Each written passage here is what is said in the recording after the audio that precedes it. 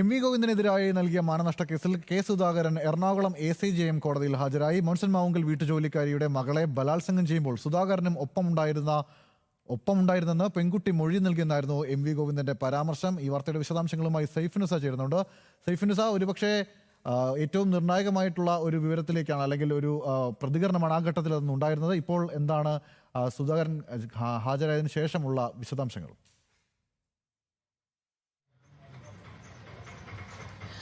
രാവിലെ 11 മണിയോടുകൂടിയാണ് Ernakulam chief judicial magistrate കോടതിയിൽ K Sudhakaran മൊഴി നൽകാനെത്തിയത്. എം.വി. ഗോവിന്ദനെതിരെ 2023 കെ സുധാകരൻ മാനനഷ്ട കേസ് നൽകിയത്.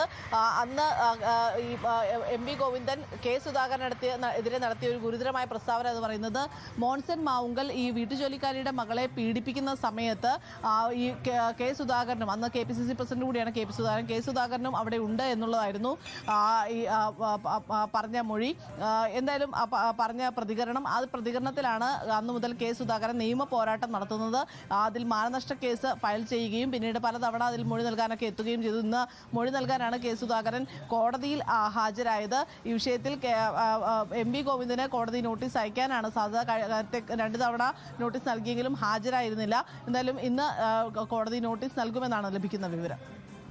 ശരി, സൈഫുനിസയാണ് വിശദാംശങ്ങൾ നൽകിയത്. എന്തായാലും